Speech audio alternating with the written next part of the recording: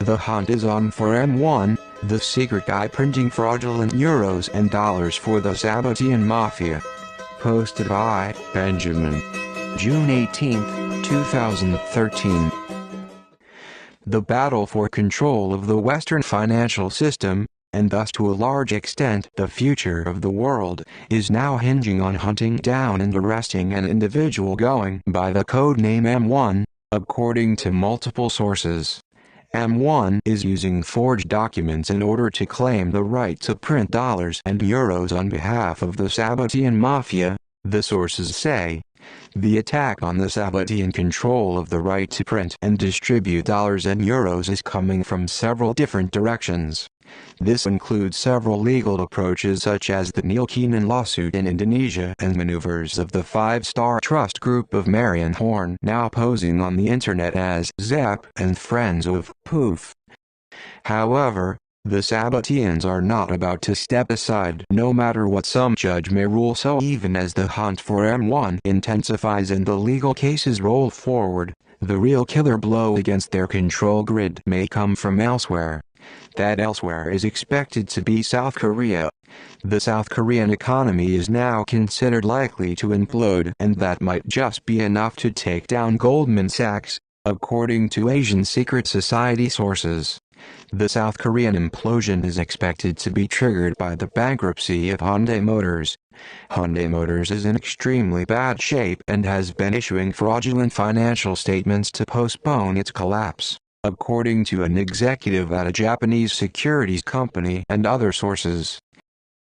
The collapse of Hyundai Motors would trigger a collapse of the South Korean economy, its financial system and its government.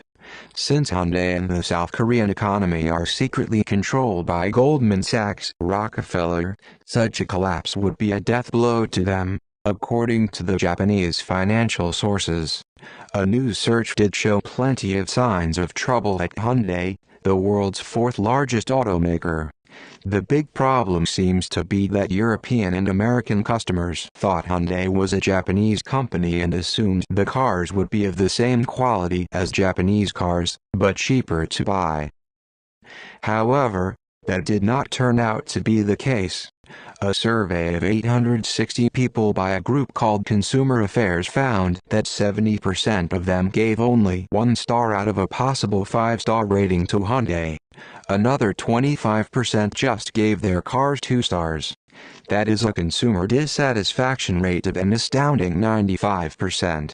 http://www.consumeraffairs.com/automotive/hyundai.htm.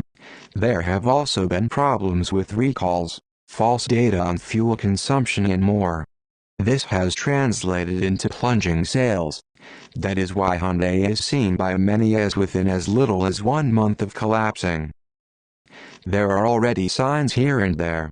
In South Africa and India, for example, there are labor disputes connected to unpaid wages. In Thailand and Vietnam, Hyundai has been caught cooking its books in order to create fake profits, according to the Japanese securities company executive. Also, a group connected to Hyundai has been trying, through the auspices of a Japanese company fronting for the Rockefeller family, to sell vast amounts of gold that they have been unable to prove actually exists, according to several people directly involved in the negotiations. The collapse of Hyundai, a company that accounts for close to 10% of South Korean GDP, would trigger a domino effect that would take down the South Korean financial system and thus its government. Since the South Korean financial system has been owned by the Sabbatean Mafia since the financial crisis they engineered in 1997, this will hurt them big time. As mentioned previously in this newsletter, the attack on Sabbatean control of the South Korean financial system has also been going on in the form of lower-ranking bank officials loaning money to their buddies in exchange for a commission. The North Koreans and their Japanese allies see the impending collapse of the South Korean financial system as an opportunity to end the artificial division of the Korean peninsula and free South Korea from Sabbatean Mafia control. The new regime in North Korea has also been forthcoming with lots of information about its previous relationship with the Bush Nazi part of the CIA. For example, they said there was a special door at the Panmunjom Truce village located on the border between North and South Korea. It was used to deliver North Korean amphetamines to CIA agents and Japanese gangsters. Every Yakuza has heard this story, a Japanese crime syndicate member confirmed. The amphetamines delivered via this door were 100% pure, they said. In Japan as well, another blow has been dealt against the cabal. Last week Japan's Health and Welfare Ministry announced it was no longer going to administer HPV vaccines after they were found to be ineffective at preventing cervical cancer.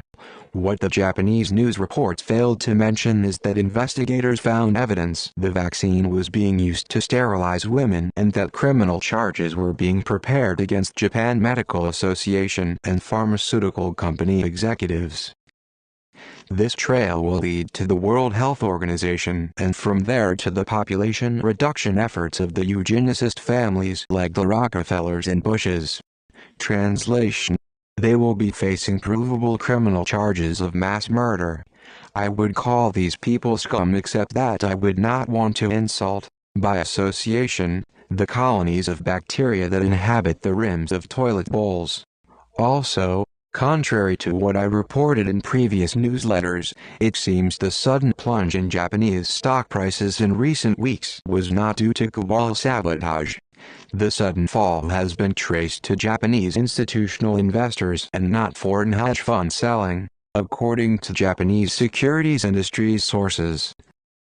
Apparently many Japanese institutional investors have rules limiting the percent of their investments they can have in shares.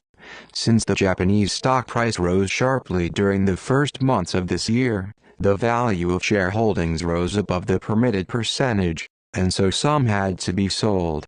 This in turn triggered computer trading algorithm sales. Foreigners have not been net sellers during the recent fall-off, according to Tokyo Stock Exchange data. We have also found out that the reflationary policy of the current Japanese government, known as Abenomics, is taking form in part through handouts of vast sums of free yen to large Japanese corporations like Toyota Motors, Panasonic, Hitachi and Toshiba.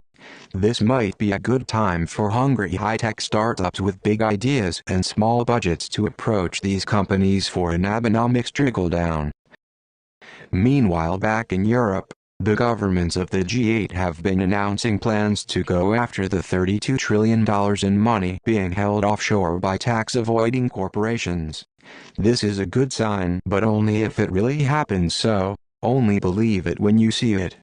Also, please note the G8 meeting has also been dominated to a large extent by Russia's Vladimir Putin. There is a reason for that.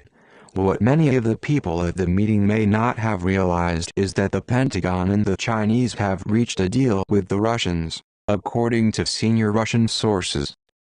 In that deal, the US will no longer intervene in Europe and the Middle East to help Western European powers.